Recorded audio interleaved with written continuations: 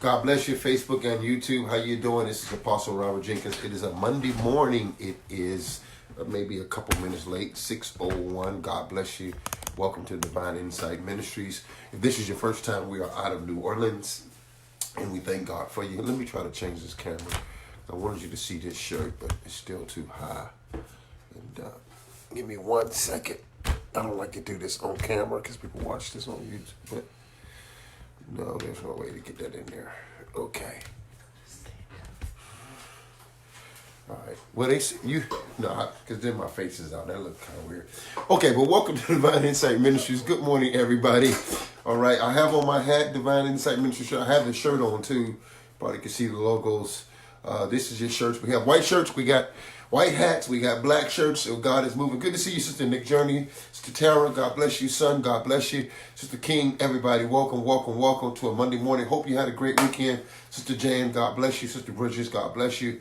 If you haven't got your t-shirts yet, please get your t-shirts, get your hats. We got black t-shirts, white t-shirts, white hats, and we're working on some other things as well. Get your books. I'll be sending out the last, I think I got everybody with the t-shirts, your CDs. But if you haven't ordered your books, order your CDs, order your t-shirts, and let's be a blessing to one another. God bless you. Welcome to the Divine Insight Ministry. Good to see you, Pastor D. Amen. Millennium in the house. God bless everybody. Brother Bryant. Brother Brian Hamilton, God bless you. Let's get ready to move into this new series. It's called The Message, the Man, and the Message. Okay? The messenger, the message, the man, the ministry. I'm just going to deal with a lot of things that I have been through in life concerning church, concerning life, concerning ministries. I'm going to give you a lot of wisdom, a lot of point of views. And we're probably going to be on this subject maybe for the end of the year, okay? I really want to prepare us for what God is doing in our lives. And I sense a lot of things. God begins to share with me a lot of things that is going on in the year of 2020. If you have any form of prophetic tied to you, if you're tied to a prophet, or you have prophetic utterance in your own life, you should be feeling what's coming on in the year of 2020 and be prepared for that, okay? And make sure you're prepared for that. I told you in the year of January, God told me there's going to be a lot of marriages in the year of January, just out of the blue.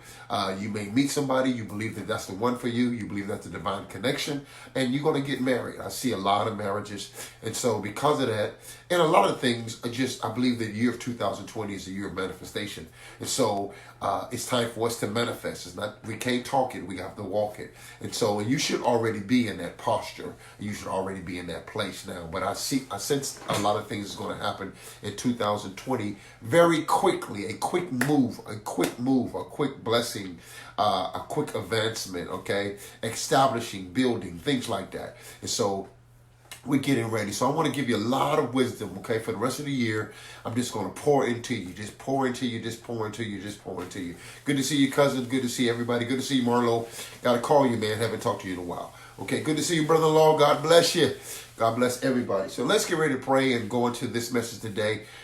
We're praying for Sister Journey. You know, she had something at her house this weekend, and I know she got many, I think for the next month, every weekend she'll be traveling.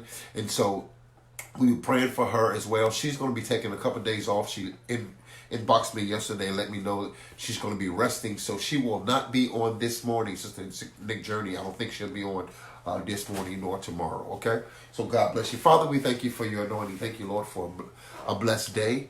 Every day is a blessed day with you when we see it out of your eyes. And we thank you, Lord, that we have learned to see everything out of your eyes and out of your love. So God, we thank you for another day. We thank you, Lord, for your goodness and your kindness. We thank you, Lord, for your mercy. Oh, God, we always ask you to cleanse us. Let us start a fresh day clean before you. We can't clean ourselves. Only you can clean us. You know the innermost parts and the inner secrets of our hearts. And the way we trust you, God, that you're a kind Father, that you wash us and purge us and prepare us for purpose. Prepare us for purpose, God. We thank you, Lord. Prepare us for purpose. Let the word be a lamp unto our feet, a lamp to our pathway. God, as we move into this week, we know that this is, from a commercial point of view, this is a Thanksgiving weekend. Allow this weekend to be not a weekend just a Thanksgiving of one another, but a Thanksgiving of your blessings, of your benefits. Let us reflect this weekend of how great you have been to us and all the storms you have brought us through and how you have kept us and how we still have purpose. Allow this to be an opportunity that families grow together, and they begin to sow together, to sow into one another, to deposit love into one another. Let this be a weekend of improvement, of advancement. Let this be a weekend of reconciliation. Let this be a weekend in which your power, your love of God just begin to overtake us. And God, we bless you for it. So have your way, God, this morning as we begin to impart upon your word. We can't do it without wisdom. Wisdom, we're listening. We respect you and we honor you. For God does anything without you. So we thank you for it. Holy Spirit, lead us and guide us into all truth. We come open, we come willing, and we come ready for you to pour into your anointing. Give us a word that will challenge us until we change. And we thank you, Lord, for everything that you have given us and everything that you have deposited. And God, help us to be profitable servants, that we don't bury it. We understand that you're not a hard taskmaster, but you're loving, you're kind. We will make the investment. You made the investment of us.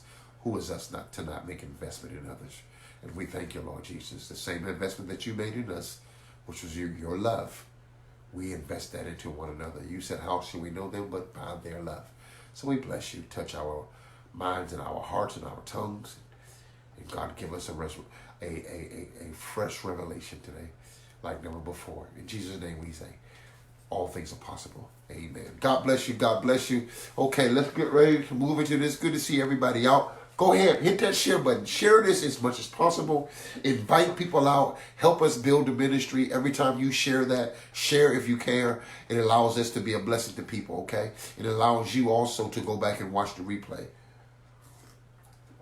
So I want to be very practical today. I got my hat on. I'll probably have the hat on all this week or maybe all this month because I want to take this series and just be very practical and just teach you some things, share some things with you about what God is saying. Okay, wisdom concerning the ministry, the man, and the message. Point number one. And this is something that Sister Tia Crockett put out a post about the husband and the wife and how your best partner working with you in ministry should be your husband or your wife. And that kind of stirred up something in me. And that's something God has been teaching me for years, even before I was married, the importance of a husband and wife working together as a team. So I want to start with that particular issue and that point, how important it is, especially for those who are about to get married, or many of you, your marriage is shifting right now, and I feel this by the Holy Ghost. You may be going through some very tense conversations, or maybe tense, maybe some of them may lead into arguments, but don't fear. God is shifting your marriage. For many of you, God has been shifting you, preparing you for your husband and preparing you for your wife. And so get ready for that. So I want to talk about some things concerning the wife and the husband in ministry. So point number one would be, your mate should be your best friend. Your mate should be your best friend. That's point number one. Your mate should be your best friend. Now, this is from the day till December 31st, or January 1st, I'm going to talk about practical things, okay, and just give you wisdom. So point number one, your mate should be your best friend. Okay, now that's very important, okay? Now, that includes so many things. Like, first of all, don't marry nobody who's not your best friend. That's first of all. Don't marry nobody who's not your best friend. Now, watch this. When you say best friend, I'm going to give you a lot of wisdom, a lot of experience, right? Now, let's say this. Now, we're gonna just go from layer to layer to layer, okay? So, point number one is, your mate should be your best friend, okay? 1A to that would be, don't marry somebody who's not your best friend. But let's deal with reality. Reality is, I meet somebody in October. January, I feel like we need to get married. I feel the push of it. I've been holding myself. I've been living right, living sanctified. And let's say this, I have not been living right, but I'm not happy with not living right. And I know that God has called me to live right, live a sanctified and a holy life. We're going to deal with all the aspects of it. And so we want to get married for various reasons. First of all, because we believe we're connected to one another. Second of all, we believe that we have a purpose. Third, we may be compatible. We have love. And fourth, because our flesh is burning and we don't want to keep disappointing God and keep going against the will of God. And the reality is that we have not learned to discipline ourselves to not do that. Absolutely wrong that we do it, but absolutely a reality that many are. And so let's deal with it from a reality point of view. But I'm going to do it right. I met somebody that loved God, and we're going to hold off, but we're burning, but we're holding off. We're doing the right thing, we're holding off. How do that person become my best friend when I just met them in October? This is the key. And so best friend must not only be based upon the time that we spend together, but best friend must be the person that I feel comfortable being vulnerable with. I'm giving you wisdom today, because many of you are not going to have years to be for your husband or your wife to become your best friend. But the question is, when you feel comfortable, there's a spiritual connection. There's a spiritual soul connected to the point that within 2 weeks, we talked about things that I didn't share with my mother nor my father, but I felt comfortable sharing it with this man. I feel comfortable sharing this with this woman. And I feel like she's my friend. I can talk to her about some things. I can talk to him about some things, and we feel comfortable. I'm already getting dressed in my mind, and I don't feel like it's illegal. This is when these are the things that help you become a best friend, because really a best friend is only based upon the comfortability of nakedness. Best friend is based upon the comfortability of nakedness. Okay? Okay, very key. So watch this. Okay, so I want you to understand that. Good to see you, Sister Michelle, Prophetess Michelle Summers. So it's so important that we understand that. So many of you that will be getting married, and you will not have a whole lot of time. Usually when somebody says that's my best friend, we've been best friends for years. Well, I've only been knowing my wife. We've been married 3, and so we've been together going on 4 years. But she's my best friend, not because we've had years and years, but because the very first day we talked, I felt so comfortable to share that. The laughter was there. The nakedness was there. Those things were there. And this is what I mean by best friend. And so a lot of times when you have that vulnerability, now I'm going to give you a lot.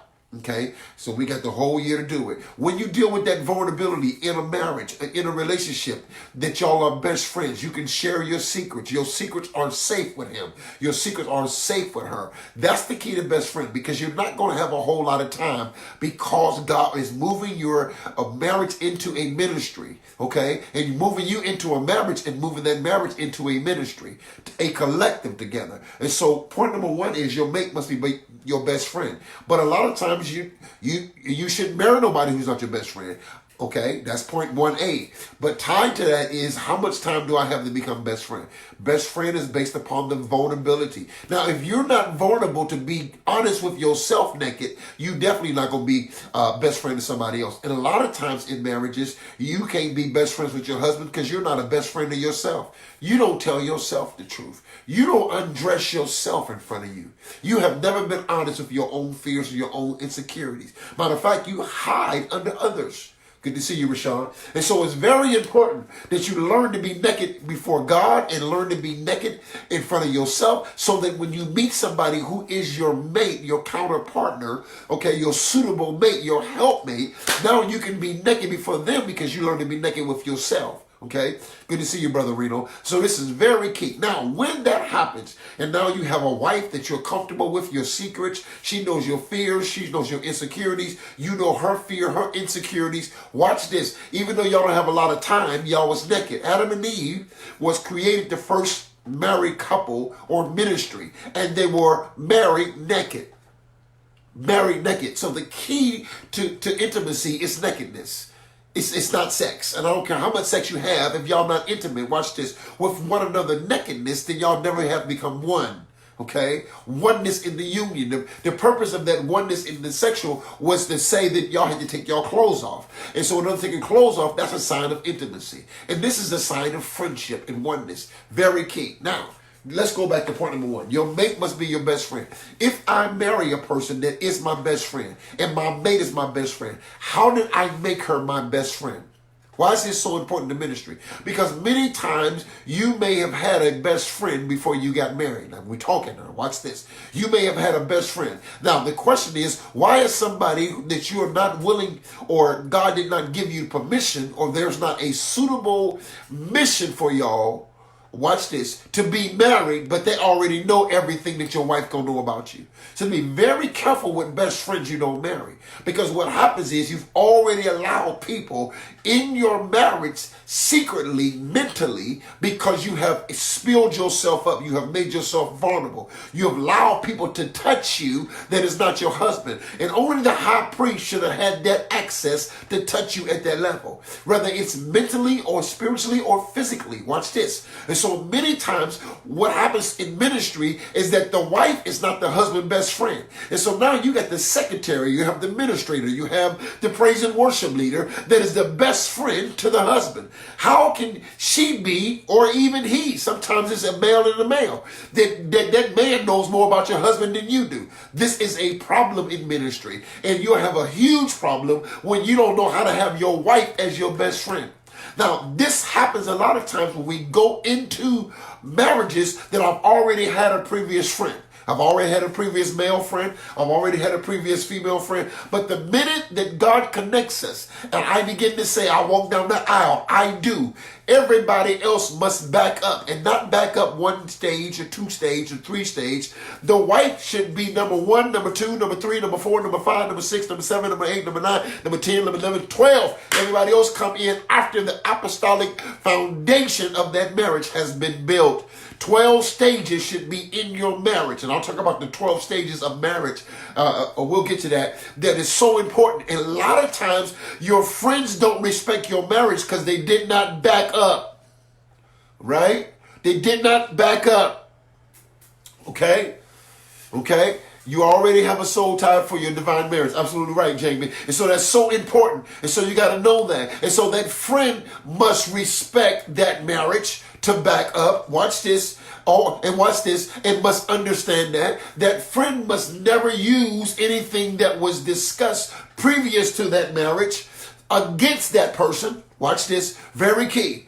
Male or female. And so a lot of times in ministry, the wife of the husband is not the best friend, or the husband of the wife is not the best friend. And we got other friends in the marriage that are the best friend before the wife and the husband. And this will always cause a problem. Always cause a problem. This is why, I'm going to give you a lot of wisdom. This is why you'll hear me every morning. I'll say, me and my wife, we thank you. Me and my wife. Listen, nobody comes into me and my wife. I don't have no second and third best friends. My wife is my best friend. That's it. That's it. 1, 2, 3, 4, 5, 6, 7, 8, 9, 10, 11, 12. Now, everybody else is down the line and suitable. The phone calls that we used to have, they cease to a minimum. And there's a respect. Why? Because my wife, we are building a house together. And when you allow people that you've been intimate with, there's a lot of soul ties that are not only sexual, but a lot of soul ties that are social. And a social soul tie is a very dangerous soul tie because it enters without the level of intimacy from sex, okay? And this would happen on your job. You could be on your job 40 hours a week, 8 hours a day. You sit next to a woman or a man and y'all talk completely. Y'all sharing spider webs is what I say. You're sharing spider webs. So she knows about how your fears. She knows about your insecurities. She knows about all these different things, but your wife don't. You tell her about things that you're afraid to tell your wife because there's no consequence with the lady you work with versus the consequences if you tell your wife. But now the lady you work with is more tied to you social. And the more you become, watch this, the more you become comfortable mentally, the more you will become comfortable sexually. The more you become, I don't care what you say, it's just a matter of time before that pastor sleep with that lady or that lady sleep with that man and she's a pastor. It's just a matter of time because when you become comfortably socially, when you start undressing socially, what happens is it's very easy to become, watch this, connected sexually because you've already created the number one key to intimacy, and that is vulnerability. Feeling vulnerable without feeling weak. And when I share with you all the things I'm going through and you're not my wife, I'm allowing you to enter into a place that the next thing, all you have to do, you already took off your spiritual clothes. You already took off your mental clothes. All you have to do now is take off your physical clothes and we're already there. I already feel comfortable with touching you because I touched you with my words. A woman is designed to be touched with words first before she's been in touch with her hands. And if you touch her with your words, this is why you be very careful when you admire preachers because you're allowing the preacher to touch you. See, this is why his wife has to be first. You're allowing her to touch you. And she can get pregnant by your word. And you'll fall in love with your baby's daddy because you're pregnant by the pastor in his words. Very key. And so you have to be very careful. This is why if you're connected to a man, you and that man need to be able to hear that ministry together. That man needs to be able to work together. Be very careful. Who's speaking to my wife? Because you have a womb. This is why a lot of ministries grow and men doesn't come to the church, but women do, because women can get pregnant quicker than a man. Watch this. There's a difference. Now, man can get pregnant, but most times we don't know how to preach to the place where he gets pregnant. We preach to the woman's emotion. See? A man gets pregnant by assignments and responsibility. If I don't preach and give him direction and responsibility, he doesn't attach to it. A man want to know, what are we doing? A woman want to know, how do you feel? See? And so a lot of things are problems, okay? Oh, my God. And so that's so important. And so I'll go into more detail about that and really take my time, but all those things are so important. And so a lot of times your wife can't be your best friend, which is point number one. And we're just talking this week, okay? We're just gonna deal with it. Your mate must be your best friend. Very key. And how to do that? How do you disconnect? When you're getting married, you gotta disconnect. That person needs to know, I will not have the access that I had to you before. Matter of fact, I gotta forget most of the things that I know from you from that aspect. Because a lot of times you have illegal mates in your life, even though you're not married. Sometimes you have a friendship, watch this, a friendship, but you're acting like you're married.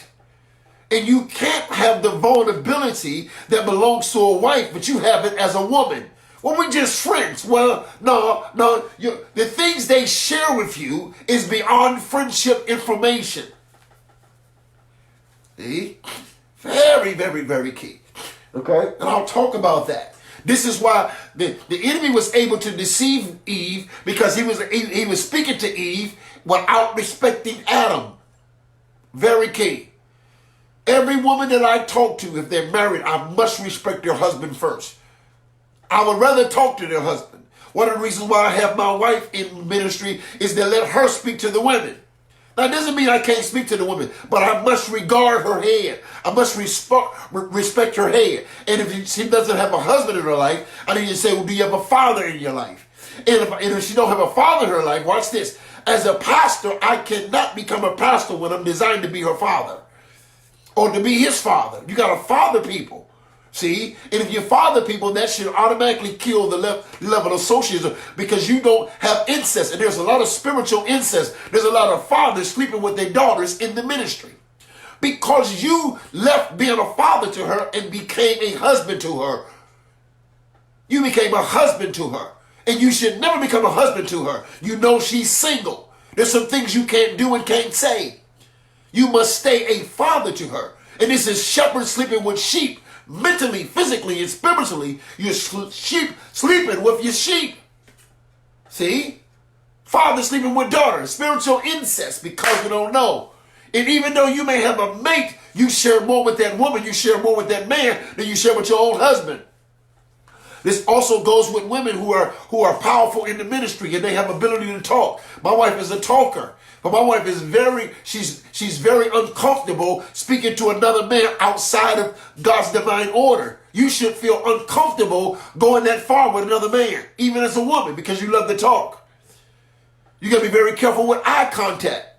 There's a whole lot of that going on. You're right. There's a whole lot of that. See what I'm saying? You should be very careful. I've seen pastors' wives just make love to everybody in the male course by the way she engages in him, and don't have that same engagement with her husband. This is a problem. This is a major problem. And I'm going fast. I'll come back and take my time, because each one of those points is probably a week within themselves. Okay? Hit that share button. Very key. Don't dominate the conversation. Do not allow yourself to get pregnant at dinner from another man.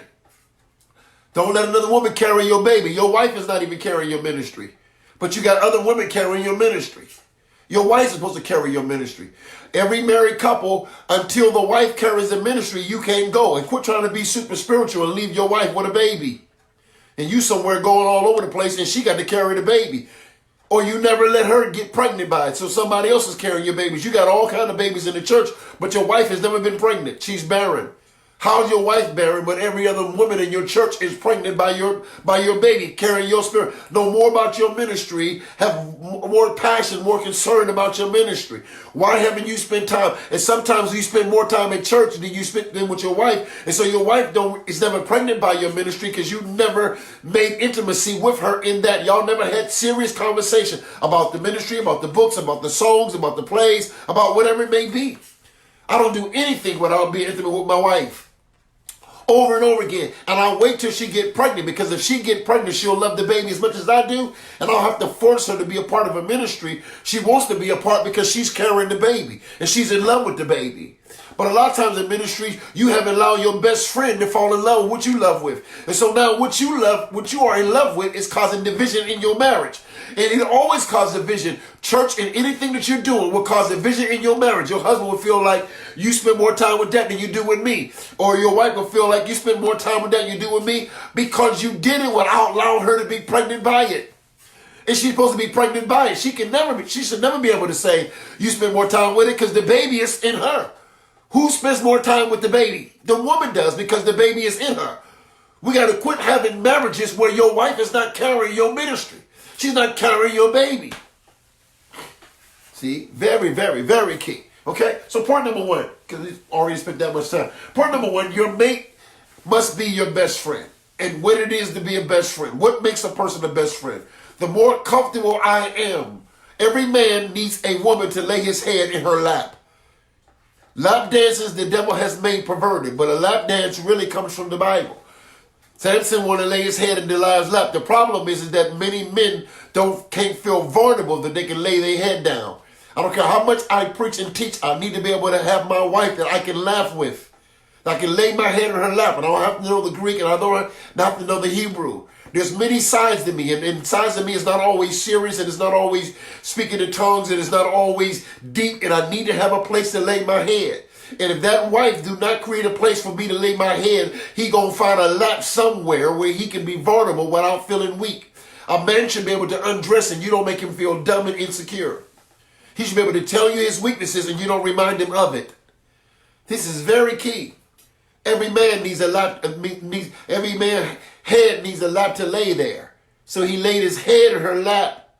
His mind, his emotions, his feelings, his will, his ego, his pride. He need to be able to lay it down. I need to be able to say, you know what, I feel like a failure today. And my wife should hear that first.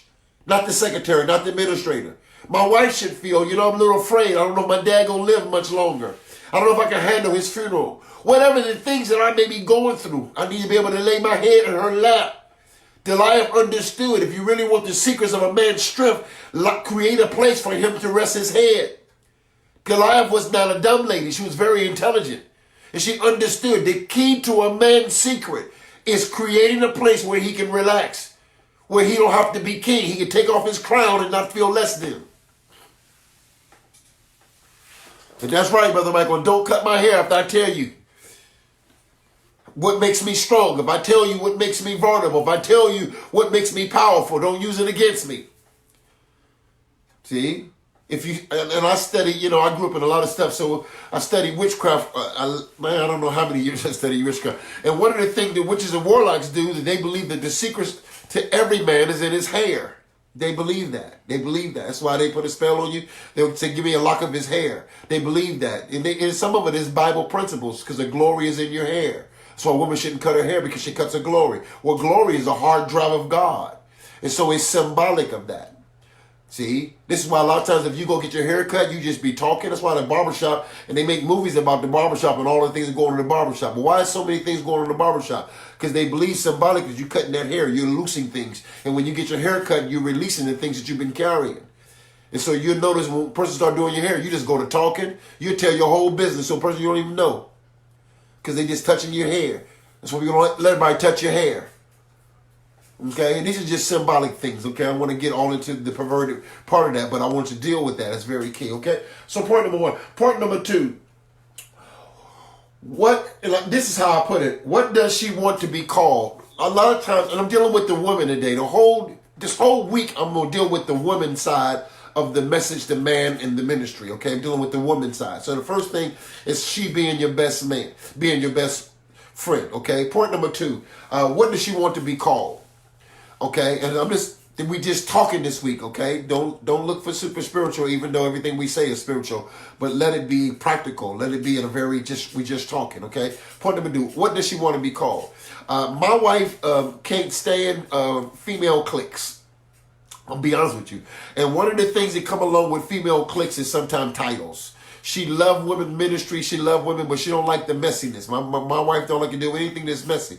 And a lot of times when a lot of women get together, they're messy. And sometimes there are tags that come along with that. And one of the things is some people have a tendency sometimes to say, hey, First Lady, hey, First Lady, hey, First Lady. Now, before you run and get mad and say, well, I don't want to call her First Lady, or did I offend her in calling me First Lady? No, just understand, what does she want to be called? Everybody don't want to be First Lady. Is that automatically a title that we throw on her because her husband is a pastor?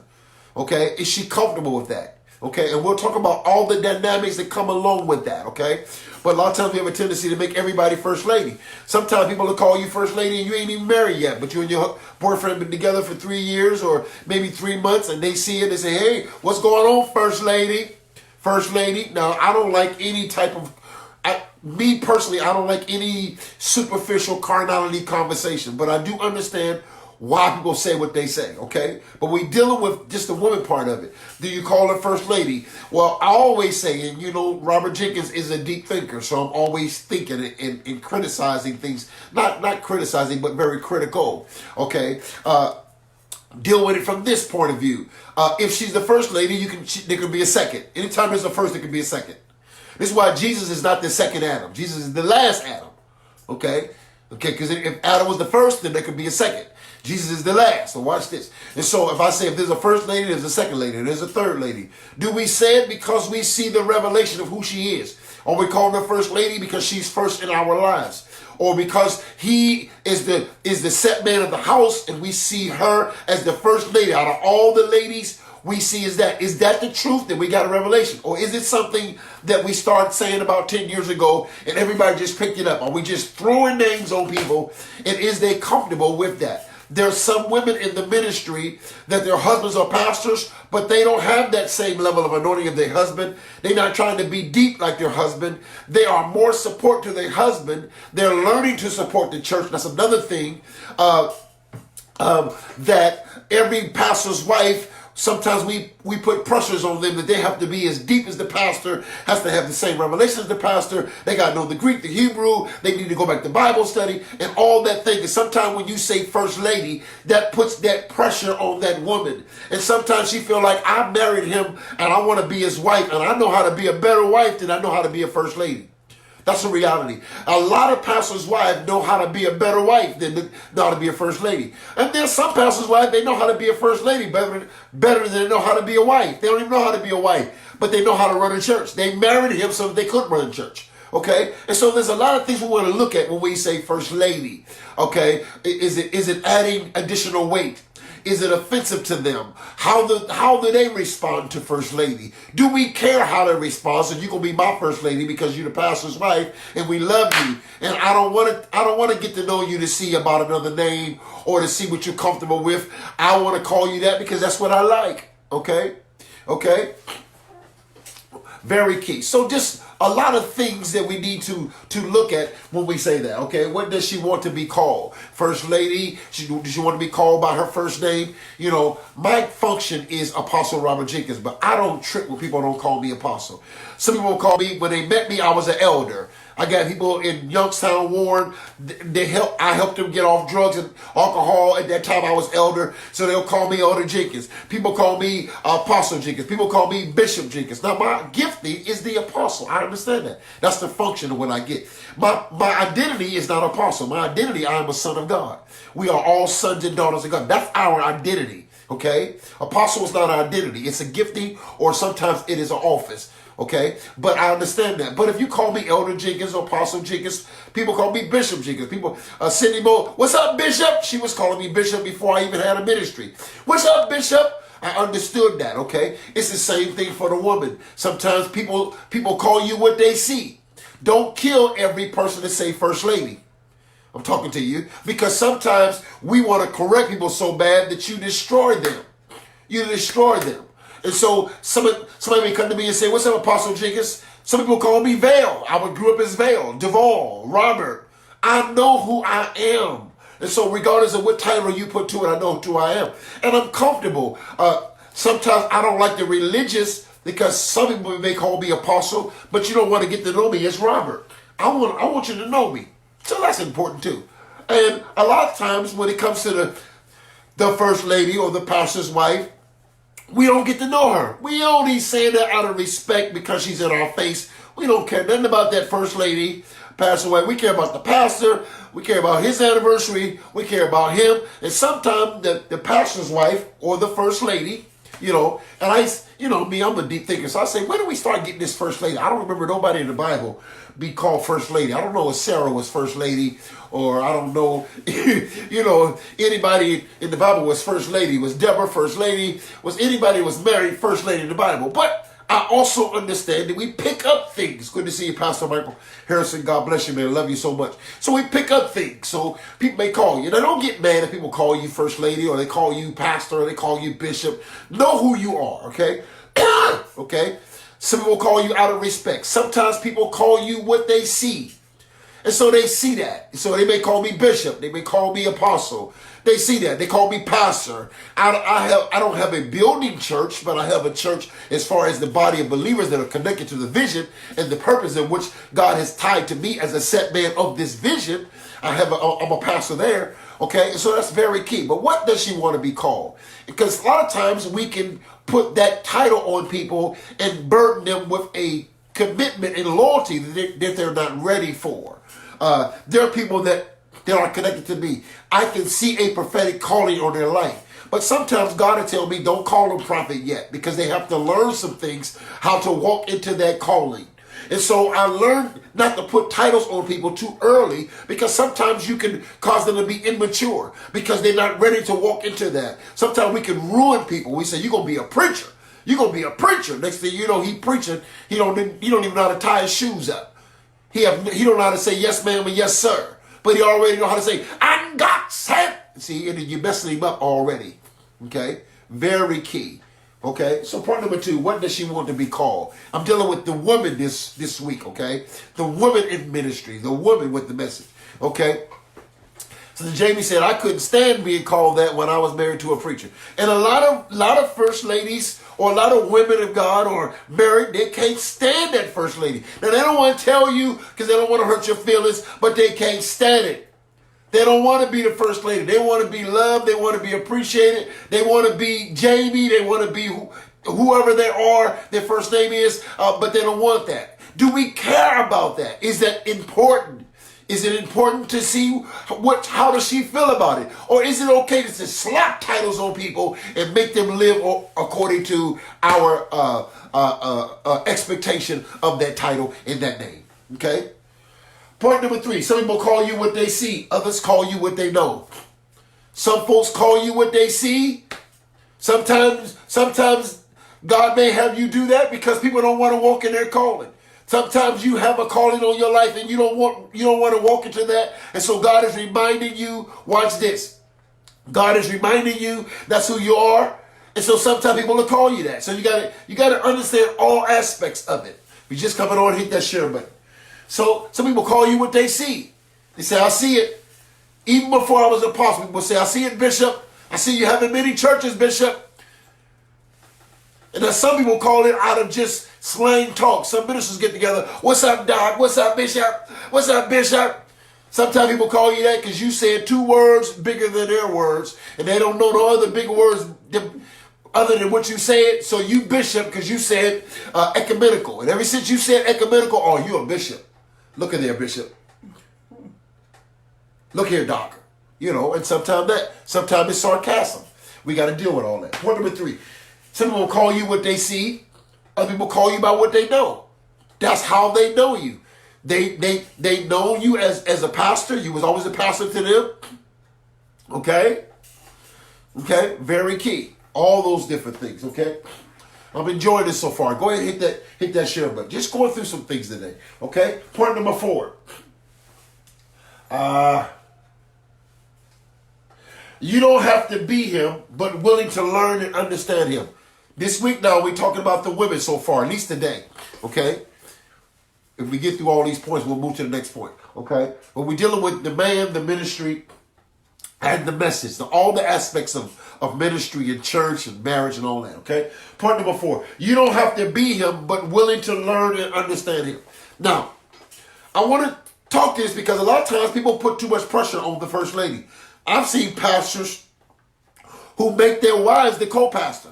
Their wife ain't got a calling nowhere in the world. But they will make their wives the co-pastor because I'm pastor. Ain't nobody will get this church but my wife. So my wife going to become the co-pastor because when I die or leave, this all the money going to her, the building going to her, and all that. And so they make her co-pastor. Is she really a pastor? Does she have that gifting because she's married to a pastor? That's a question we have to ask. Are you automatically a pastor because your wife is a pastor? Okay? Very key. Now, a lot of times I believe that you don't have to be him. A lot of times, God, this is good stuff. A lot of times as a woman, you lose who you are to be with your husband. Right. You lose who you are. And is that okay? Is that okay to lose who you are? To lose your independency, to lose your purpose? I asked a woman a question. This is what I asked pastor's wife. Did you have a calling before you met your husband? Absolutely so. So why did you lose who you were and what God called you? When God got y'all married, y'all supposed to be able to come together. Okay? And you're absolutely right, JB. Very rarely is she a pastor. Absolutely. She's a wife. She's a woman. Okay? But those things, but how does she feel comfortable? Because people, when they see him, they look for something out of her. Okay? And we don't teach about these things. Okay? Very, very, very key. Good to see you, Pastor Kevin. God bless you. Okay? Very key. And so we have Pastor. And so, my wife, I love to read. I can read 4 or 5 books in a week with no problem and almost recite it back to you. I have that. Always have. My wife is not a reader. She likes to read. She would like to read, but she's not a reader. Okay? I don't put that pressure on her to make her have to read 4 or 5 books. I don't go on the side of the bed and say, baby, we got ministry here. You need to have these books read by next week because I'm going to be teaching on them. She don't do that. Okay? That's not my wife. And I don't let anybody put that pressure on her. I don't put that pressure on her because that's what I'm called to do. I can study all night. My wife may study 3 or 4 hours if the Lord tell her. My wife can go into prayer or just walk around the house normally and get revelation. I can study for 4 hours, talk to her about what I study, and she'll walk right with me as if she studied. Because she hears God verbally. My wife has I would say, prophetic gift. One of her gifts is a prophetic gift. So she can hear God through relationships. And so a lot of times she don't need to read. I am apostle. I build foundation. I am a government apostle and a relation apostle. I operate in both. More government now than I ever have. But all my life I've been relational. I build people. But because of that, God always have taught me to open myself up. And I have permission to learn all things. And I can teach you from grade kindergarten to 12th grade or to college, okay? And so that's why I study so much systematically. Well, my wife is not systematic. Her learning skills is not systematic like mine are. Her learning skills come from hearing, okay? My learning skills is hearing, reading, touching. My wife also is a toucher. She can walk through a clothesline. She can go in a mall and just touch the clothes and feel them. And it's something about that touch that relaxes her, that speaks to her. Should I get this? And kids' names are showing, oh, you know what? I'm going to get this for so-and-so. Let me get this for Tweety. Let me get this for Jada. Let me get this for so-and-so. By the touch, okay? Now, that's different. I don't put my study methods on her. Okay? Very key. Okay? And so the point number 4, you don't have to be him. You don't have to be all night. They ask, God, I feel the Holy Ghost. She's made for me. That's right, Sister JB. And she's designed to compliment me. Right. Watch this. They asked Einstein. Einstein's one of the smartest minds that the earth has ever witnessed. One of them. And they asked Einstein's wife, how do you feel about your husband learning all these mathematical equations, evolution, and all this stuff. And my God, he's such a deep thinker, and he beats up all night long, and he knows relativity and all these mathematical equations and all this stuff. They asked Einstein's wife, watch this. Watch this. Einstein's wife said, thank you, Sister Nick Journey. I read that. And they asked Einstein, how do you feel about this? What do you do? And she says, well, I don't know nothing about no math. This is Einstein's wife now. She said, I don't know nothing about no math. I don't know nothing about no relativity, mathematical, chemistry, all that. She says, but I do know how to make his coffee. She says, I know how to make his coffee. I know he's going to be up all night long studying. She said, it don't bother me. I know, she said, I may get up sometimes at 11 o'clock at night. I'll go down and make him a cup of coffee. I'll put it on this desk. I don't bother him. I don't say, hey, honey, nothing. This is what she said. She said, I put it on this desk and I go get in bed and I'll see him in the morning. She understood that I'm Einstein's wife, but I don't have to be Einstein. And a lot of times in relationship, we put too much pressure on the woman. She's called to be your wife, not to be the pastor of the church. And so many times we act like she got to be him. She don't have to be you. She has to know how to assist you, how to accommodate you, but not to be you. And we can't let people put the pressure because you're deep, your wife got to be deep. Because you read, your wife got to read. Because you study, your wife got to study at that level. No. She has to, watch this, she has to know how to compliment you. So Einstein's wife says, I don't know, and I don't care to know. And I don't have to feel deep. I don't have to feel less than or insecure because I don't know what my husband can do. My wife comes on the camera every now and then. God will tell her to pray, and she'll put the little finger up, and she'll walk around, and I'll look and say, something wrong? You want to pray? And she'll say, yeah, I need to pray. And then she'll pray. And she still won't get in front of the camera. She'll get behind the camera, she'll pray. Y'all can hear her, right? That's all you got to do. And she's happy with that. She's comfortable with that. And she may not come out again for another 4 months, and she's comfortable with that. She's comfortable. I'm in all kind of ministries, but she's comfortable in being that. Okay? Very key. Point number 4, you don't have to be him, but be willing to learn and understand him. Do you understand your husband? Now, here's the point as a wife. Do you understand that your husband loves to read? And don't make him feel bad because he reads. Why you got to read so much? That's what the problem would be. When she's married a preacher, God designed him to be a certain way, and you believe you called to be his wife, but you are coming against his design. He's designed to talk that way. He's designed to walk that way. That's how he handles. You know, my wife, she healed me in many areas because I'm designed to be a deep thinker. I'm designed by God. I didn't choose to be this deep. Deepness calls me. Okay? I see things. I'm just a little child that got chased by a dog and realized I can run fast. I didn't even know until I got chased. But speed is part of me, who I am, okay?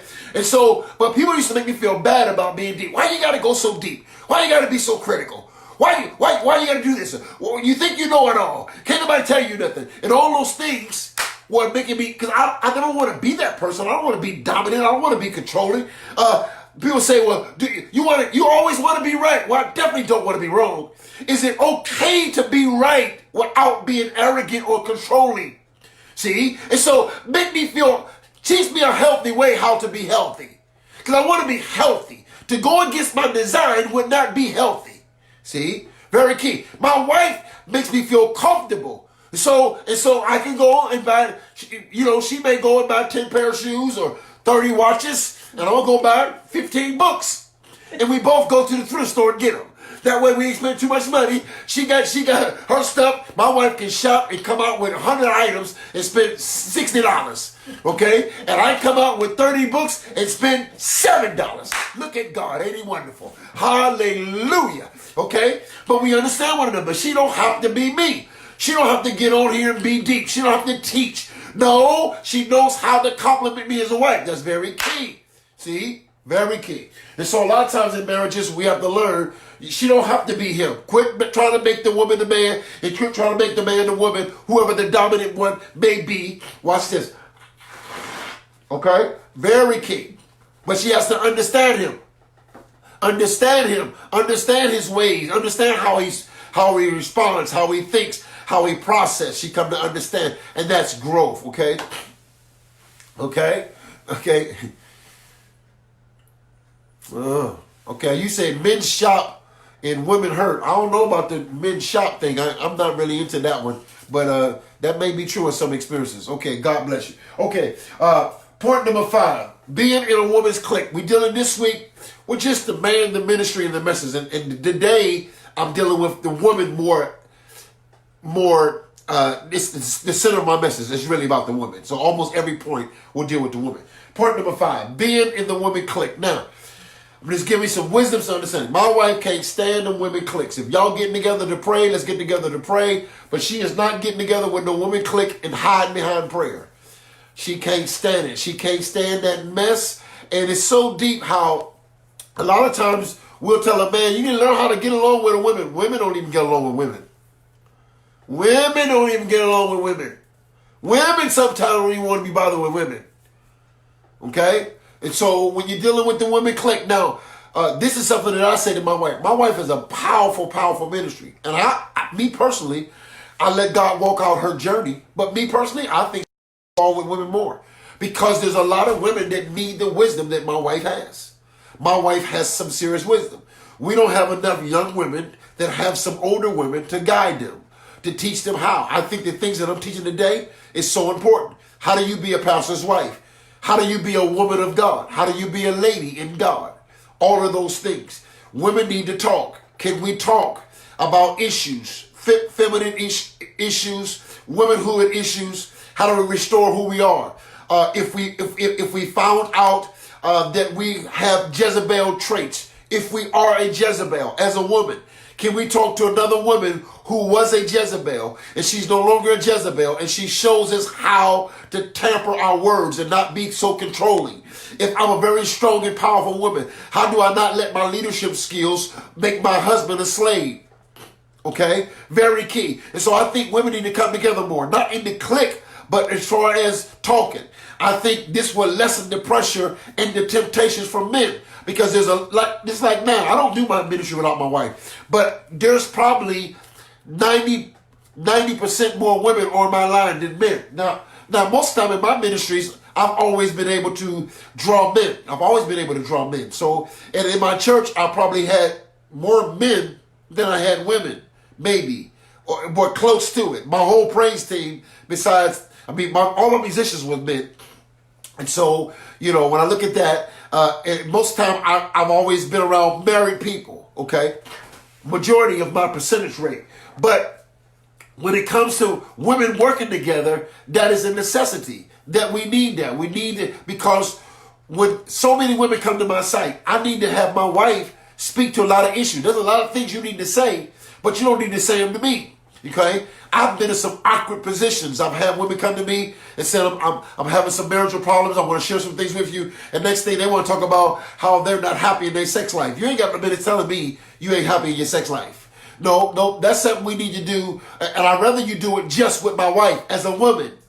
As a woman. And if we're going to talk about it, then we need, if you still want to talk about it to me, then you need to have your husband there and have, watch this, my wife there. Don't tell me you don't want to talk to your husband in front of me about your sexual problems, but you want to talk to me privately about your sexual problems. A lot of ministries fall because the woman will not step up to the plate, or she may not feel qualified to step up at the plate, and she puts the husband in a temptation place. A lot of times as a woman, you're not covering your husband when you let women speak to your husband when they can't speak to you.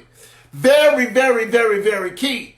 Okay, very key. And so you have to understand that. And that don't mean that men can't speak to women, but you have to be very careful when you start speaking to women.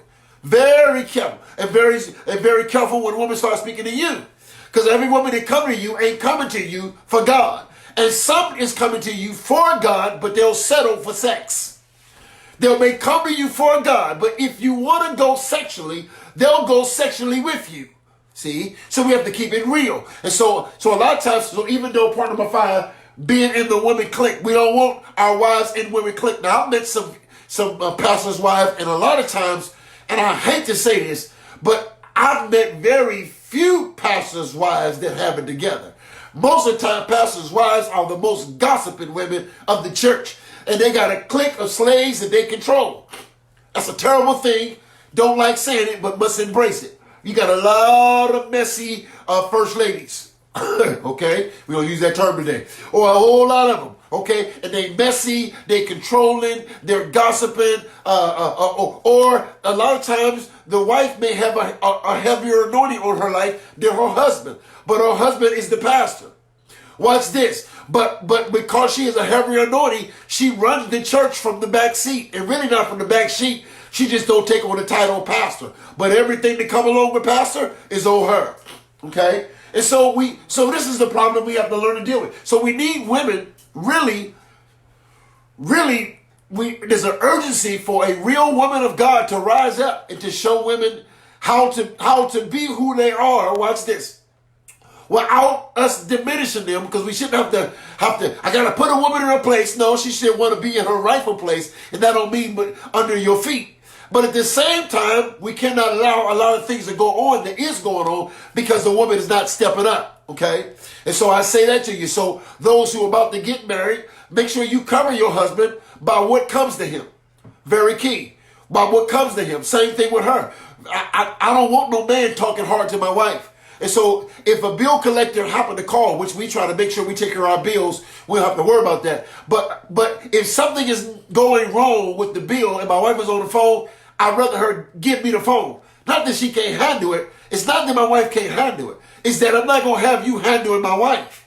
See? You ain't got no business talking to my wife like that. And so, the thing like that. And just like there's no man should have to disrespect my wife to get his point across because they don't agree. Should no woman have to disrespect your husband or give flirtation because you're not in place? And so this is so important in so many dynamics of life that we need that woman in place and not be a part. Now, I tell you, my wife is not a messy person. If my wife spent time with you or call you, it's because my wife is a more mature woman, and I love that. I have to be connected to wisdom. My wife has a lot of wisdom. And so my wife ain't dealing with no girly girl crazy stuff, calling 4 o'clock in the morning. I don't know what my boyfriend is. Girl, please, it's going to get, it may look like it get carnal because my wife is going to get right to the point. Okay? And we need that as well. Okay? We need that as well. Good to see you, Apostle Lane. God bless you. Okay? And so all of those dynamics of it, and it helps you to understand the ministry that you tie to. Understand me. You know I advertise my wife. I think that's another problem. You got men on Facebook. They always taking selfies. Every time you look around, the pastor got a selfie on. He deep. You never see his wife. Like, where your wife at? Are you married? I can't tell. Your wife is nowhere on your pictures. Or vice versa. You may have a wife that your husband is nowhere on your picture. You got more pictures of your pastor than you got of yourself. You got more pictures of your kids. Your kids is all over the world, but your husband is never lifted up. See, all those dynamics. Why you lift your kids up but don't lift your husband up? Why you worship the kids that come from your husband but never honor the one who gave you? See? So all of those dynamics we have to look at, okay? And I teach my young ministers that if you're going to be on Facebook, acknowledge your wife. I never get on here without saying me and my wife. Even when I talk, I had friends tell me, man, I know your wife's name. Your wife's name is, they call her Sandy. We know Sandy. You ain't got to say my wife. But when I talk, I'll say my wife. Man, I'll just talk to my wife. My wife. That's a good language. I want you to know. There's some people who've been married. In my last marriage I was in, I remember this. We was at a state meeting. And we were standing in front of the state mother. And the state mother said to my ex-wife, I was married to her at that time. She said, I didn't even know you was married, baby. I always was feeling that because I was never lifted up. See? That's another thing in the ministry. The husband got to know how to honor his wife by watch this, advertising what he loves. I love my wife. We do it together. I know that if she's not pregnant with my baby, she's not going to help me carry it. And you can't make a woman carry something she never got pregnant by. She should be carrying that thing because she's pregnant by you. And so whatever you carry, you deposit into her. And now she loves the baby as much as you do, so she loves the ministry as much as you do in her way as a woman. Okay? Very key. Okay? All right, point number 6. We can go a little longer today. Because Sister Nick Journey, I don't think she's going to be on today. She's taking a break. She's relaxing and getting some rest, getting ready for this tour that she's going on. Okay, so point number 6. Leading children and leading older women. Now I'm dealing with the women, okay? Leading children and leading older women, and basically that the way I worded it is in the middle, but I'll explain it. A lot of times, the pastor's wife has to be in a position where she has to lead people that are much younger than her. So I put leading children. What do you do if you married a man, you love him, y'all are compatible, y'all very compatible, you fell in love with him, he fell in love with you, y'all got married, you knew there was a call on his life when you met him, he was a deacon, he was a trustee, he may have been an elder, and all of a sudden, he moves into pastory after y'all get married. Y'all been married for 3 years, he moves into pastoring on the 4th year, and now you are the first lady, everybody calling you, you are the pastor's wife, you know what I'm saying, and now you are obligated to minister to women who are younger than you. You got married at 45, you're going on 50, and there's a young group of young ladies that joined the church, and they're between the age of 17 and 21. Your oldest daughter is 30, okay? And so how do you relate to these young women when you're in that place? And sometimes that's difficult. And sometimes that's another reason why a lot of pastors' wives don't want to be first lady, because I don't really know how to lead young women. I don't know what to say to them. I'm not the pastor. I don't really have a collection of Bible's lessons to teach them. My daughter, my youngest daughter is 30 years old, and I don't deal with the foolishness that these young girls come in. I may not be able to relate to their dress code. I may not be able to relate to their languages. So a lot of times the responsibility is heavy on the ministry team, especially the pastor's wife, because what do you do with women who are a lot younger than you? How much do you give them? Do you give them your culture? Do you give them your raising? What if I don't know a lot of biblical answers to their questions? What if they're asking me questions, but I'm not the scholar, my husband is, and I know how to be a wife to him. I don't know how to be a Bible scholar. But these women are putting this pressure on me to be a mother to them in the spiritual sense. I know in the natural sense, but not in the spiritual sense. What if I don't know much about in the natural? This is my first marriage. I didn't learn much. My mother wasn't around. And so I feel intimidated when these levels of pressure come upon me as a pastor's wife, because I don't know so much. Okay? They're right. You're right, Sister Michelle. Sometimes they're not a people person. I don't really like talking. I'm very quiet. I always say a woman can be the hidden beams to the house. I'd rather be felt and not seen. I'd rather my husband do the talking. But there's a pull. And so this is the issue that we have to deal with. Again, I know some pastor's wife who don't say nothing. And you don't get no wisdom from her. And she don't want you to talk to her. I've been a part of churches where the pastor's wife don't even come to church. I didn't marry the pastor, I married you. I married you for the way we used to go to the movies, we used to go dancing, and that's why I married you. I didn't marry you to pastor no church. And I'm not going to be no pastor's wife because I married you. I'm going to be your wife, and what makes us happy? What do you deal with that? See? And so you got, sometimes leading younger women become challenging. Sometimes older women. What if you marry a man of God and you're young? You're 25, he's 26, and y'all pastoring. And then an old lady joined the church and she's 70. What do you tell her?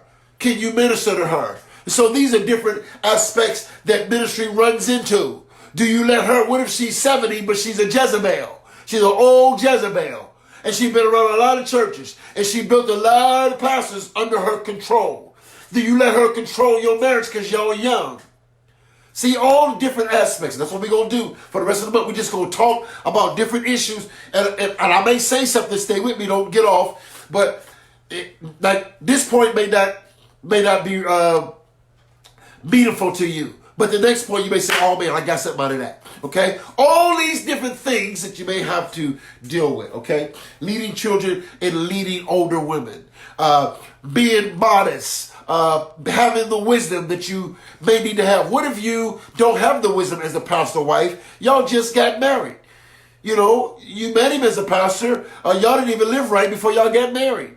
Now all these expectations is on you, and you haven't been through the journey of these things. Can the church handle the journey of your marriage? A lot of churches fall because of the journey of the marriage, of the ministry, of the pastor and his wife. The church is not going to stand strong enough to go with them through their journey, as if they should have 25 years of season when they just got married last year and they're already in office, but they're not mature. Do they marriage has the right to go through? Okay? Do they have to be perfect? Okay? Very key. And so what I'm talking about, like this is like these subjects that I'm talking about for the rest of this month is good dialogue.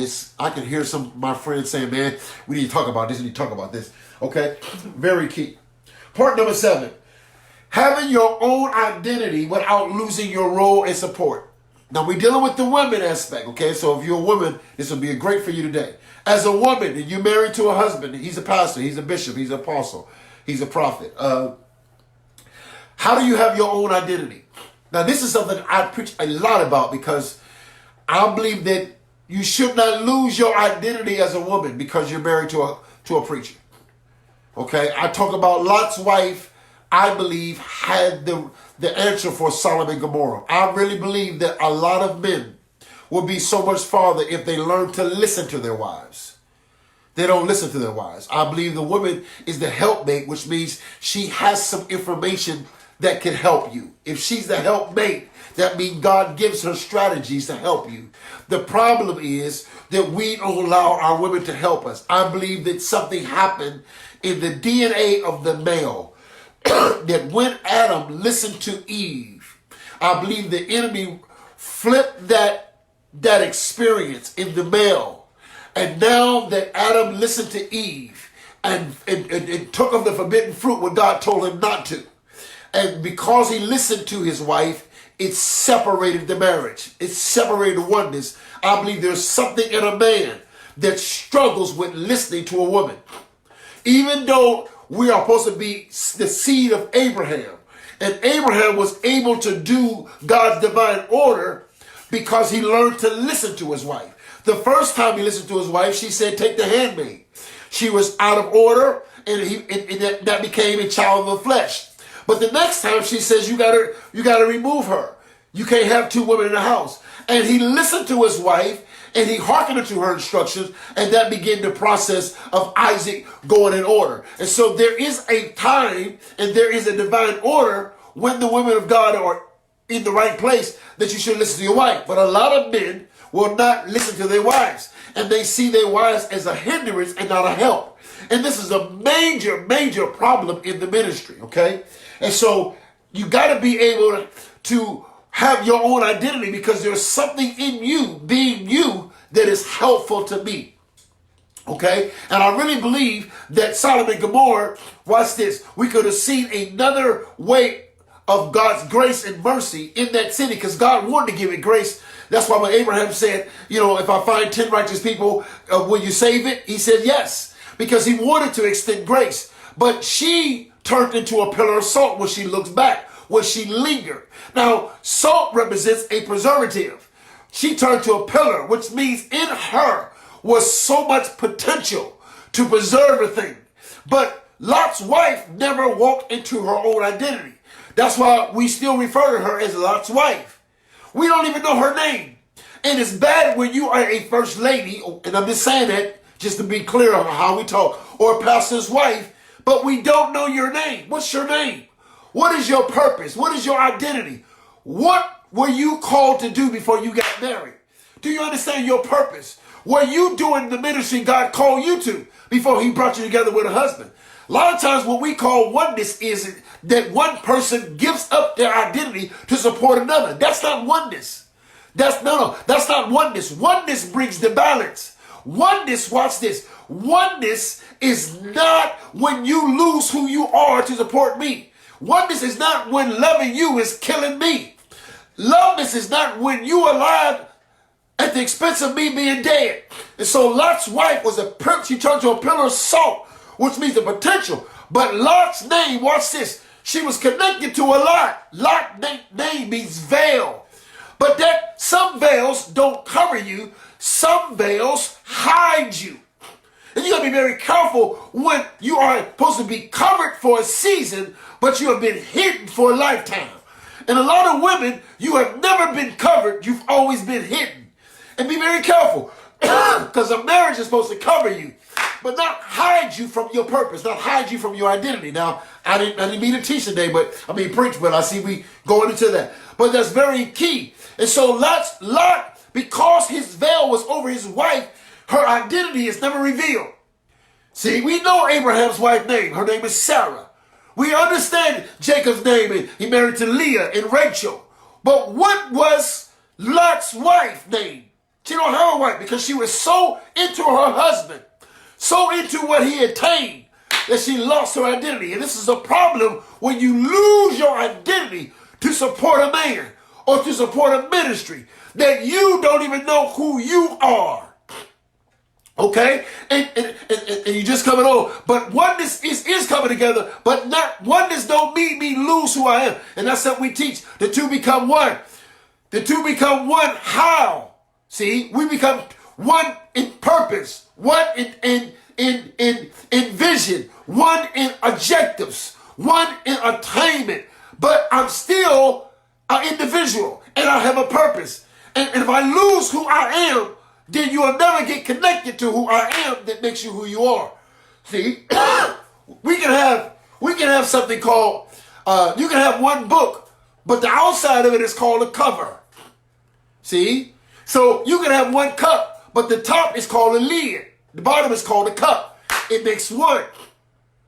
And so don't think oneness means it's okay for you to be one, but I don't know who you are. You don't know who you are. Because if you don't know who you are, then what are you bringing to the table? What are you bringing to the table? See, the oneness is when Adam says, she's bone of my bone. Watch this, flesh of my flesh. I shall call her woman, for she came out of man. But he gave her an identity. See, she should be called woman. I'm going to call her Eve, the mother of all living. She has an identity. See, and so don't lose your identity as a woman trying to be one with me, or one with your husband, or one with the church. And this is very key. So I talk about having your own identity. Now you know how we work together. See, every joint supply. Every joint supply. All cannot be an eye. All cannot be an ear. All cannot be a hand. But we have to know that. And so a lot of times, and we have a tendency to cause our wives, we try to make them us. And you're not me. And I'm not you. But I need you to be you. And you need me to be me so we can be us. And this is something that he probably gonna laugh when I hear it. It's something Brother Gilbert always say. He said the I and the me must become the us and the we. Okay, very key. That's the key. Okay, watch this. Having your own identity without losing your role and support. Okay, very key. So that's point number 7. Okay, point number 8. Sometimes the wife becomes the forgotten member of the church. We're dealing with the woman today, okay? So we on point number 8. If you just coming on, go back and watch it. But we on point number 8. Sometimes the wife becomes the forgotten member of the church. We believe everybody's a member with her. She's not included. A lot of times the wife is not invited to the little private meetings that people have during the week. They don't invite the first lady. You know, and I hate to say first lady, but sometimes it's so easy to say that because we don't know her name and we don't have a relationship with her. It's sad that we're more familiar with first lady than we is who the wife is. Okay? But sometimes she's the forgotten member. I remember when I was growing up in churches and they would have their anniversary, man, didn't nobody want to bless the wife. Get her husband everything. Pastor, we love you, we love you. And then they throw it at the end as a tag because they see she up there sitting there looking like everybody love my husband and don't care nothing about me. And y'all really don't love my husband. If y'all know the truth, he don't love half of y'all. But she up there smiling and acting like everything's fine. And then they say, well, you too, First Lady, you too. No, she's a forgotten member. Very few people pray for her. Very few people know how to help her.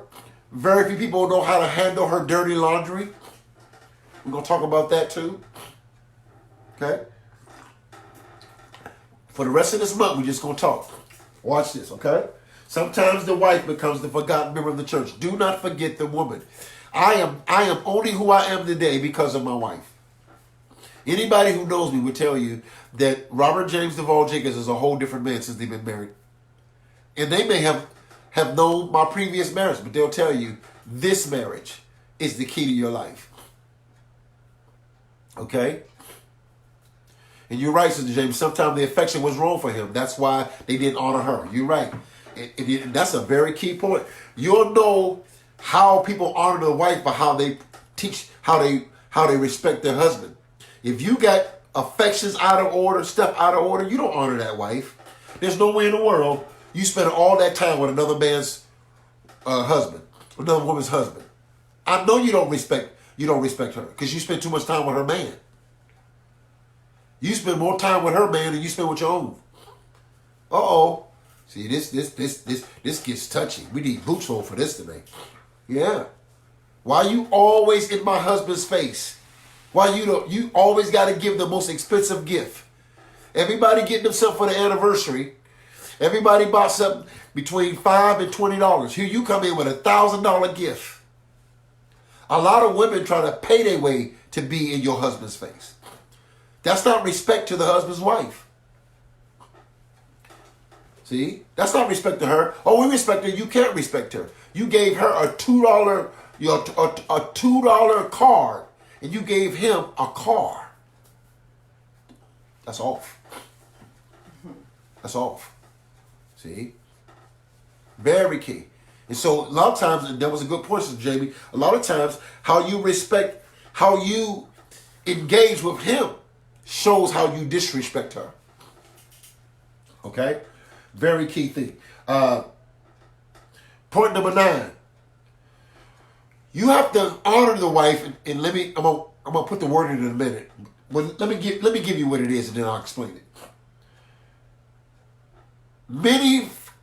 I'm gonna put it to you like I wrote it, and then you can write it down. Watch this. I put they gave their husbands over to the ministry and the congregation. I'm talking about the woman. Okay? So the wife has to give their husbands over to the ministry and the congregation. You have to look at that. Okay? Let me explain. We got a little time today. Okay? What do you mean by that? Like now, I get up at 5 o'clock in the morning. Sometimes 4:30, 5 o'clock. Excuse me. No later than 5:15. Okay? I may go to bed sometimes at midnight. And so I go to bed at midnight. I'm waking up at 5. I have to give myself over to Facebook every morning to minister to you. Okay? That's sleep time that she has to give up. I study consistently. I'm always on the phone ministering to people. My wife, that's her time. It's God's time, but it's also her time. Paul says it's better for a man not to marry because when he gets married, he has to share God's time with his wife. That's a biblical principle. That you cannot be fully sold out to God when you're married.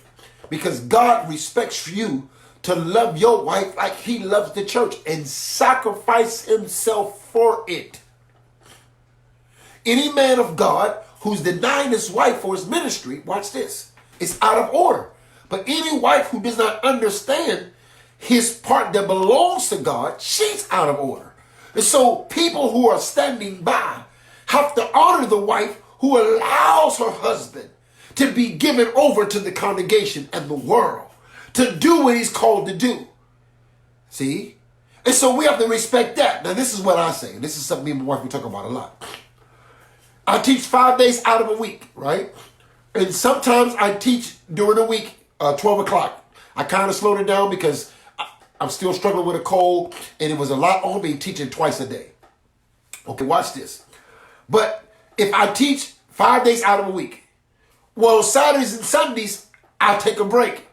Well, if I take a break on Saturdays and Sundays, the ministry should give me a break. Honor my wife by saying, you lent us your husband 5 days out of a week On the weekend, we're not going to burden you down with all kind of problems and ministries and everything else because you deserve time with him. That's your husband. And if you can give us 2 to 3 hours a day on teaching and then let him minister and let him study so he can do that, at least we can give you a break and rest and enjoy that. See, that's the responsibility of all of us because we have to say, look, she's turning her husband over.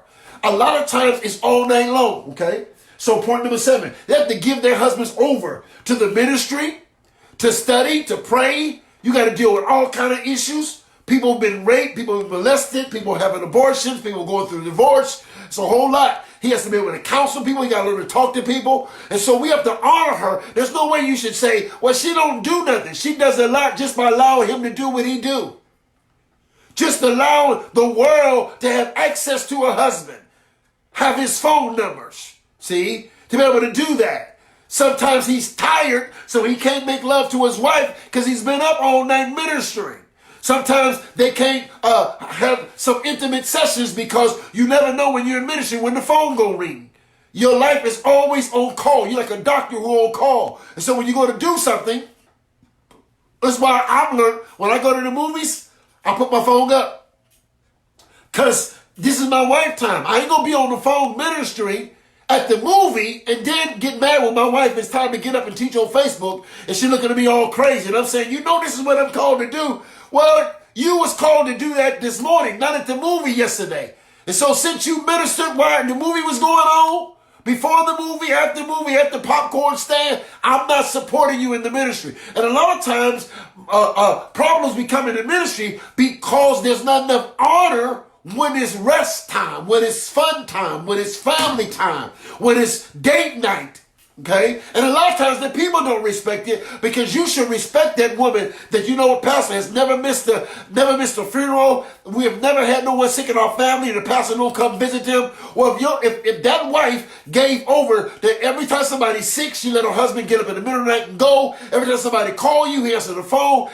Jesus, at least when there's nothing going on, don't call for no stupidness. Don't call just to have something that could wait till Monday. Honor that marriage because she gives her husband over to the congregation of the ministry. At least you can, watch this, be mature, get connected to some other saints, only come to him on the thing that really he needs the answer. Because you know he has so many other things to do. And you regard that wife, that she has to give up so much so that her husband can do what he called to do. Okay? Very key. Very key. So that's point number 7. Point number 8.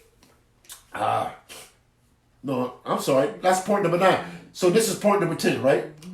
Point number 10. That was point number 9. Point number 10. When you're in ministry, their personal time, their vacation, their holidays can be interrupted at any time due to the congregational crises. You have to understand that when you're dealing with people in ministry. You have Prophet James Summers and Prophetess Michelle Summers. They have a ministry together. They have a marriage ministry in my father's house. She does a lot. He does a lot. But that's a married couple. Their life can always be interrupted because of the ministry they're in. There's many of you. Brother Brian and his wife, their ministry team on here. You got Brother Robert Bailey and his wife. That's a married couple. You have Sister Nick Journey and her husband. That's another married couple. There's a lot of married couples that are tied to this. Sister Tia Crockett and her husband Eddie. That's another marriage ministry. These are marriage ministries. They work together as a family. Okay?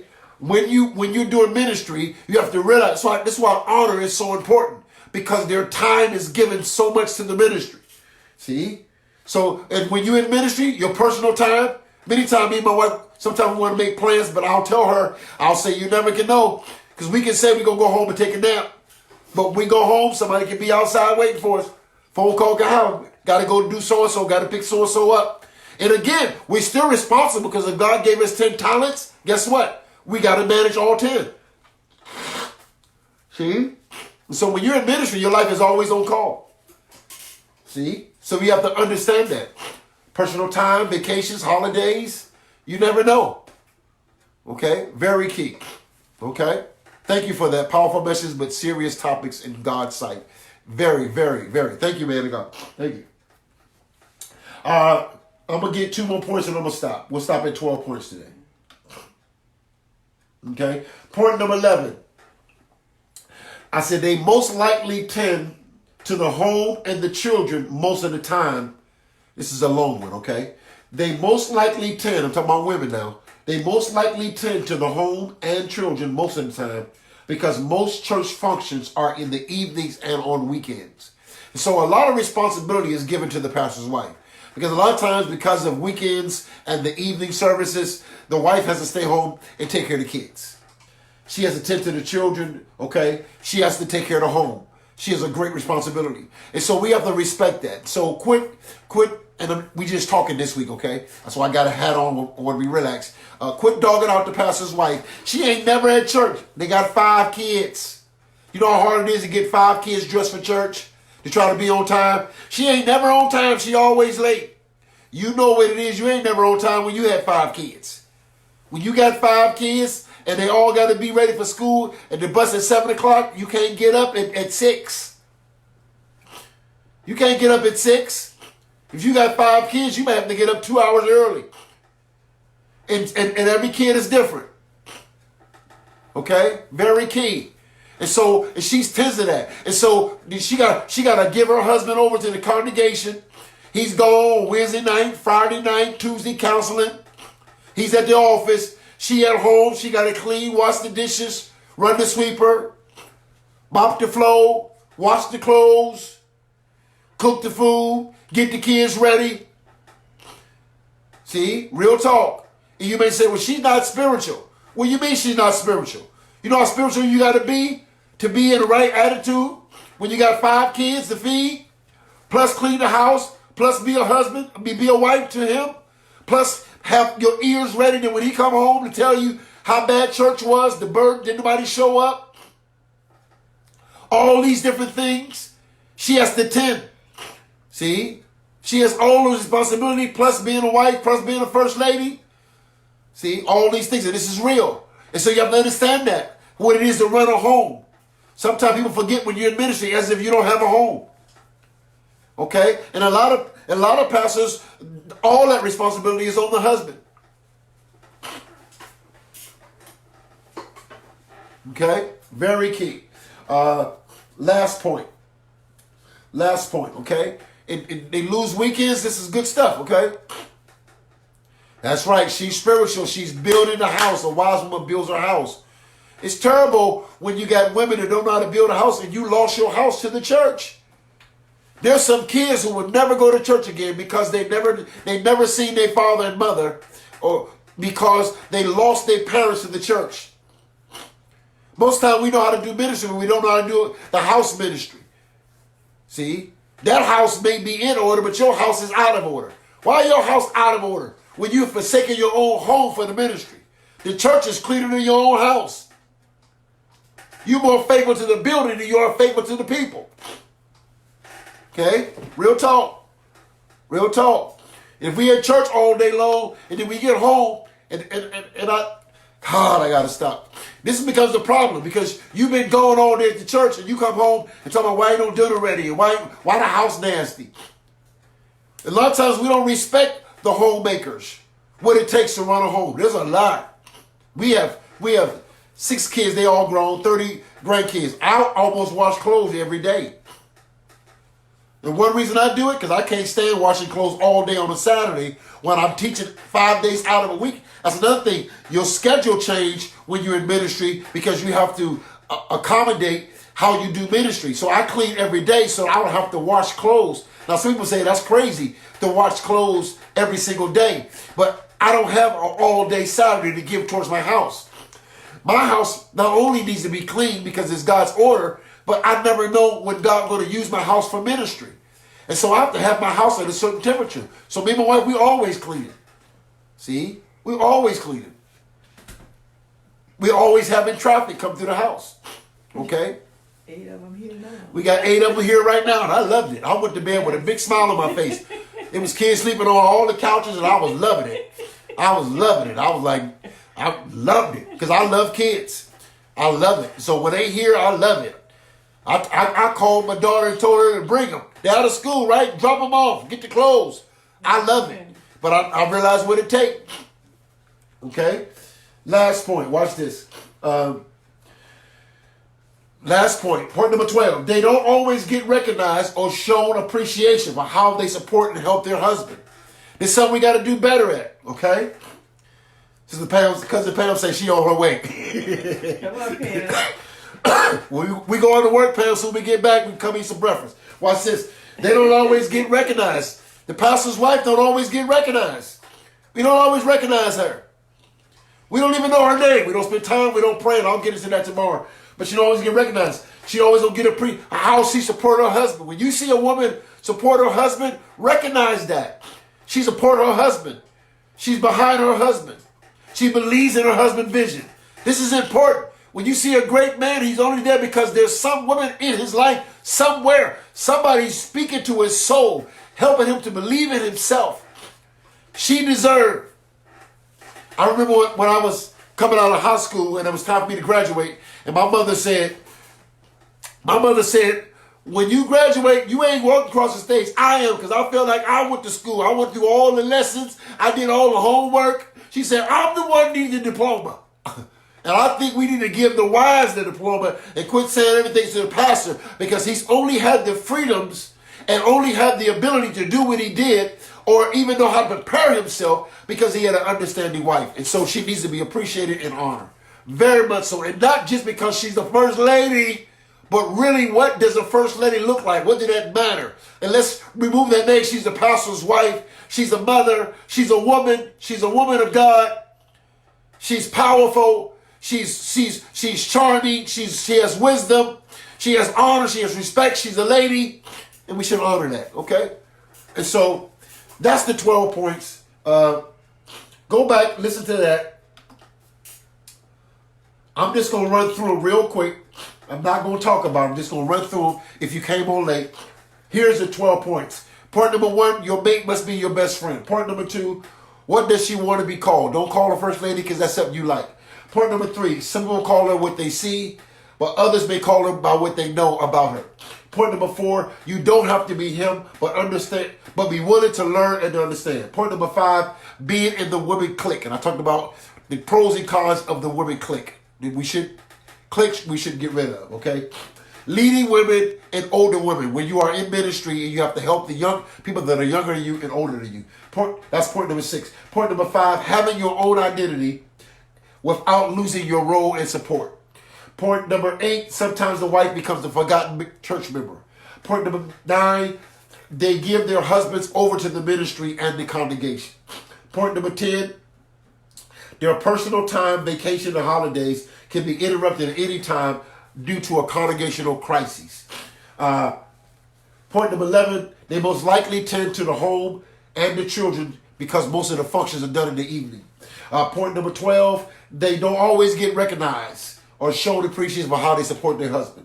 Point number, and yeah, that was it. Okay, just 12 points. So Father, we thank you for clarity and anointing. Thank you, Lord, that we can have time just to sit down at the round table, just talk, just have conversations, just talk about things and get clarity. Lord, I believe that this has helped us in many areas. And we thank you, Lord, that this particular ministry of the wives, it's not a forgotten ministry.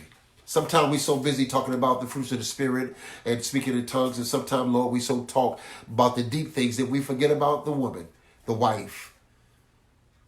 Yes, Lord. And Lord, we thank you, Lord, that you care enough about us that you even allow us to talk about these things. She wants to be helped. She wants to grow. She wants insight. And she has a voice. She has something to say. And we thank you, Lord.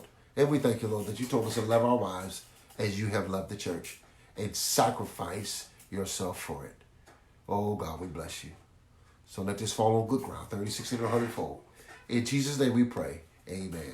Okay, God bless you. We'll see you tomorrow, or we'll do a part 2 of this. We may pick up on this, and we may move. I'm just giving out wisdom. Lord say, I want you to give out wisdom about the ministry, the man, and the message. And so we're going to talk about that for the rest of the year. We're going to just have regular conversations. I'm probably going to wear a hat. We're just going to sit down. We're just going to talk. And we're just going to dialogue. If you have comments, if you have questions, this is the time to interact, okay? So interact with me. And if I get a chance, sometimes the comments move fast. I may go back over them. But if you want to interact, give me something to say, ask me a question. Don't preach, please. Don't take the platform and start preaching. But just a comment here and there, some questions, some response like you've been doing.